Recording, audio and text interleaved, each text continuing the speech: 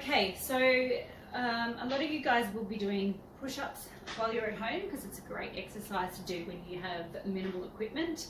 I just wanted to quickly pop a post up in regards to, I guess, some technique with those and just making sure that you're doing them correctly and not kind of hurting the shoulders more than what you would like while we are trying to stay fit while we're in lockdown.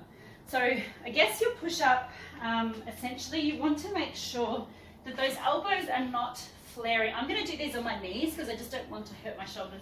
You want to make sure that we're not flaring those elbows like this, okay? So we want to keep them somewhat tucked closer to the body, which it does make it a lot harder. We want to make sure that that core is on as well. So from here, those hands are underneath the shoulders and there's like a slight 45-degree angle with those fingers. From here, we're going to come down with our chest and drive straight back up. So we're keeping that core on all the way down to the floor. We want to make sure that we can get our chest and our face down to the floor at the same time. So sometimes when you see people doing push-ups, we either get this variation here, or we have this one where the heads are coming down before our actual chest is coming down. And so we're losing out on a lot of range of motion. So if you're getting up to doing them on your feet, you want to make sure that your chest and your face can get down at the same time. And obviously we're making sure that that core is on the entire time to avoid a lower back sagging or being up in this. Okay, so there's a few ways that you can scale these back. So one is obviously on your knees. And I think one of the common mistakes I see with people doing these on their knees is that those hips still come down before the chest. So if we're scaling back down to our knees, we want to make sure that we're still almost, I guess a good cue that I use for this one is that we're tipping ourselves downwards as opposed to doing this. So we want to make sure that that chest is still coming all the way down to the floor along with the face, and that we're getting that full depth in that. Another regression that we can use is to do them on a bench or a higher platform. So you could use your couch, you could use your kitchen bench depending on your level of strength.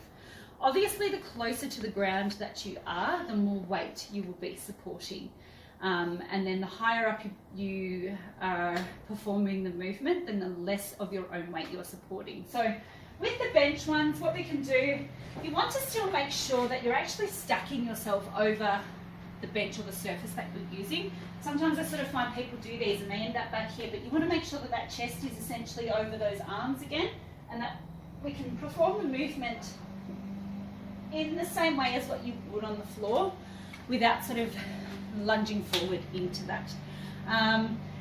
When we come up a little bit higher, so say you've got a bench or a kitchen bench, and you can do these on the wall as well. You've got your hands either side of you, just like you would, and you're going to creep up a little bit closer. And from there, you're just lowering yourself down onto the bench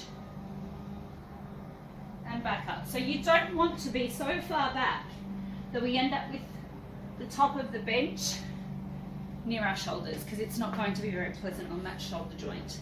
Now, if you are to do these on a wall, for example, I'll get you to come over. It's the same deal. We've got our hands up here, and you're just coming down into that push-up and straight up from there. So the biggest thing here is making sure that that core is on and that we're getting as much depth as we possibly can and keeping those elbows tucked throughout the entire. Also with your push-ups and the regression, guys, you want to make sure when you're on the bench and you're coming down into your push-up position that you're keeping a very straight core. So essentially you want to keep that body like a surfboard. So the core is on, you're like in a plank position, and you're making sure that we don't hinge at the hips to come forward. So keeping that torso straight and locked into position as opposed to doing this, okay? So that's something that people will end up doing when they don't have the strength to do something on the floor. They'll start to hinge at those hips. When you're scaling back to a bench, just ensure that the core is one of your main focuses in keeping that straight. And okay, so if you've been doing your push-ups on a bench or the wall or something like that, and you've managed to work your way up to doing them on your knees, and you're not quite ready to go to your feet just yet, a really good progression from those variations are using a band, and if you have something to secure it to overhead, you can basically get into your standard full push-up position, the push-ups on your feet, while using the band without you needing to support your entire body weight. So I'll show you how to do that. If you've got something that you can loop the band around above you, you're just going to pop the band over, and then you're going to loop one side through the other. All right, and then from there, just tighten that band in that position here. And you're going to pop the band underneath your arms. Now you want to make sure that when you drop your chest down for the push-up, that you are directly underneath where the band is secured, okay? So you're coming down into your push-up position here, all right? And from there, you're coming down, chest and face to the floor, and then coming straight back up. So you've got to make sure that you're keeping your core on, just like you do for your normal push-ups. But the band essentially is assisting you spring back up from that bottom position mostly. So when you're in this position here, it's supporting you more than it is in this top position, because the band is more stretched and more taut and holding a lot more weight, okay? So that's a really good way to work up from doing the push-ups on your feet, from your knees to your feet. And obviously if you're struggling to do them on your knees as well, you can still use this trick as opposed to then scaling back and doing them on a bench or the wall.